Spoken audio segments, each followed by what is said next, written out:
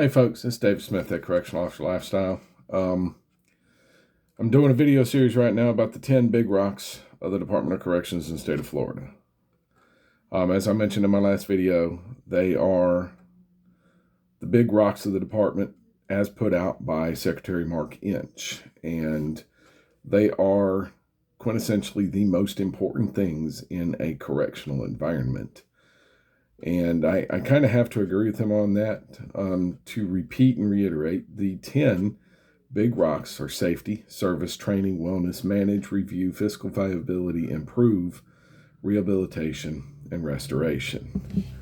Number 2 on the list is service. It states in the Florida Department of Corrections Code of Ethics that I will never forget that I am a public servant, sworn to uphold the constitutions of the United States and the state of Florida. Okay, a public servant. That's what I do. I serve the public. In serving the public, I am charged with keeping them safe. We're charged with providing care, custody, and control for the inmate population. I think that goes without saying that we have to do that.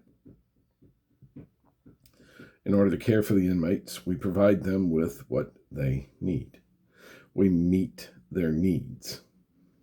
We make sure we feed them 3 times a day. We feed 3 hot meals 3 times a day. And we make sure they have clothes, a place to sleep. We make sure that they have running water. We make sure that they have a clean environment to live in. We make sure that they have a safe environment to live in. Those are the needs that we meet. Now, there are other creature comforts that are referred to as privileges that we allow the inmates to have.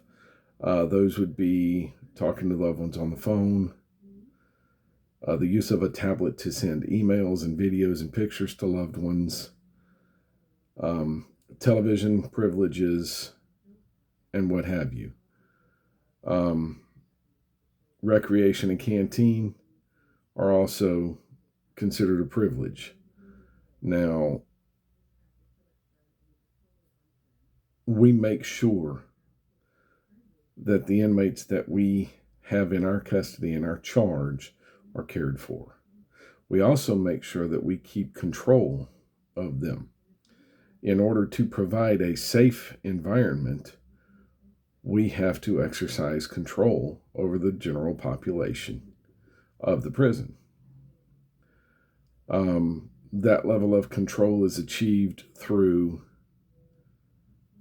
the disciplinary process, as well as a list of incentivized programs that we have throughout the institution. I mention the disciplinary process first because I am first and foremost a confinement officer. That's what I did for the majority of my career, was work in confinement. If there was an inmate that had a problem acting right, they came to see me every time.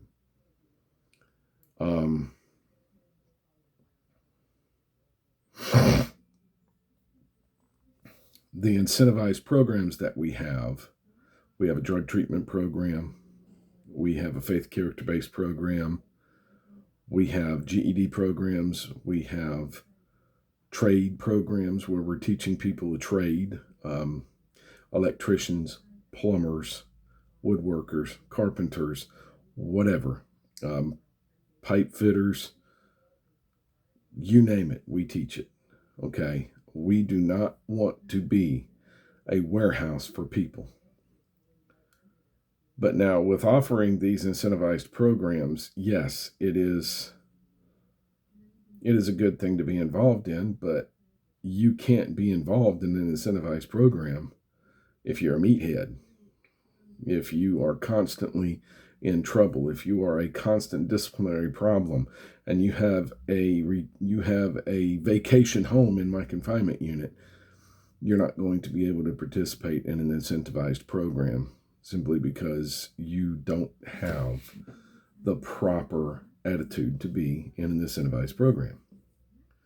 Okay, but the last thing we do is we offer custody of the inmates. We make sure that we make the public safe by keeping the inmates inside while they're supposed to be inside, by sending the inmates out better than they came to us, by giving them the training and the services that they need in order to be productive, law-abiding citizens when they are released from prison. Now, this goes all the way down here to rehabilitation and restoration, which are completely different videos. But as a public servant, we have to make sure that we take care of the public, and the best way we can take care of the public is protecting them from the violence inside. The way that the legal system in this country works is the general public call the police in whenever there's a problem, or the police just show up whenever there's a problem, or they make random checks and policing through the various neighborhoods and areas that they are assigned to, and they arrest people that are accused of violating the law.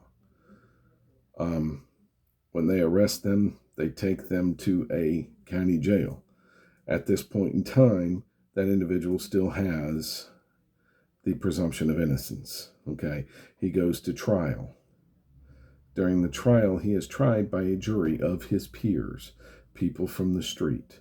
If you get called to jury duty, you want to participate in the legal process, there it is. Go to jury duty. Okay?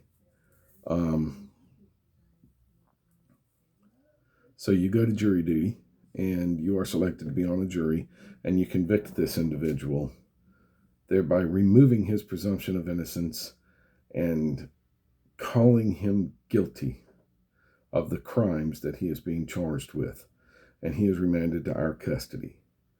Once in our custody, he is charged with staying there throughout the entirety of the sentence imposed on him by the judge. Okay? The sentence that is imposed on him by the judge cannot be changed, cannot be altered by us. We don't have that authority. Now, we can release somebody from prison early. It's often referred to in Hollywood as being released for good behavior. What we call it in the real world is game time. Okay, an inmate gets a certain amount of game time. Now, that does not mean they get out of prison scot-free when their time is up if they have gain time that they serve. Okay, every bit of gain time that they serve, the inmates refer to that as being released on paper. Okay, they have to be supervised, community supervision. They go into a probation type scenario for the remainder of their sentence. So they're being released from prison, but they're not being released from our custody. Okay, therefore, another branch of public servants that we have in the Florida Department of Corrections is the Florida Department of Probation and Parole. Okay, probation and parole falls under corrections, thereby it falls under Secretary Mark Inch, thereby it falls under these 10 big rocks, public service being one of them. Okay, we are public servants. We are here to serve the public. I have had family members call me and demand to know policy and procedure with regards to their loved one and what I plan to do to make sure that their loved one gets to the canteen, or their loved one gets a new TV in their dormitory, or it's ridiculous, some of the requests that I get. As a public servant, I take those requests, every one of them. I speak to these people with professionalism. I speak to these people with tact. I speak to these people with civility and respect, which is another facet of the Code of Ethics of the Florida Department of Corrections. I'll treat all with whom I come in contact with civility and respect. Okay, I include professionalism and tact in that as well. But I can call you, and if you call, I don't have all the information that you're going to need.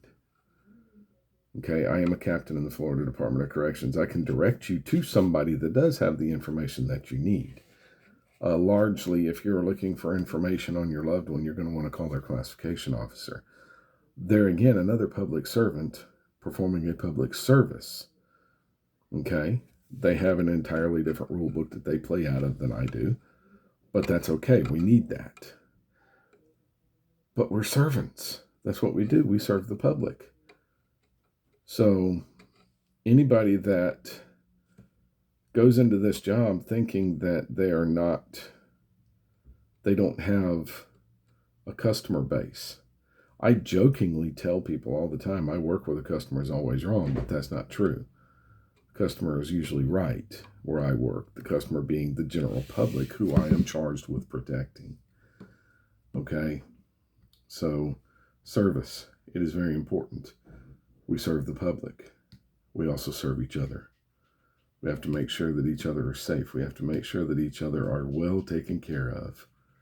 And we have to make sure that everybody that comes in that gate goes out that gate the same way they came in, on their own power, walking on their own, not carried out on a gurney, not wheeled out in a wheelchair, and by God, not carried out in a bag. Okay, we have to look out for each other. That all comes back to service. Okay. It has been requested of me that I do a video on 16-hour shifts. I'm working on it. I have not forgot about it. I am working on it. And I will talk to you guys the next time I talk to you. Like always, I am on a crusade to get rid of domestic violence in this world. 1-800-799. I have forgotten the number. 1-800-799-SAFE. That's it. Sorry about that. Little brain fart. 1-800-799-SAFE. Call that number. Okay, if you're in an abusive relationship, call that number. They can help you. They have resources to help you. If you know somebody in an abusive relationship, you can call that number for them. You can give that number to them. They have resources to help those people. If you know the aggressor, remember the absolute worst thing you can do is nothing. Say something to somebody. And if you are the aggressor in an abusive relationship, the violence does not need to continue. Absolutely does not need to continue. You can make it stop. You can make it stop right now. All you got to do is admit that you need help and ask for it. Okay? Always remember, love shouldn't hurt. I am my brother's keeper. I am my sister's keeper. This is David Smith at Correctional Officer Lifestyle. I'll see you all in the next video.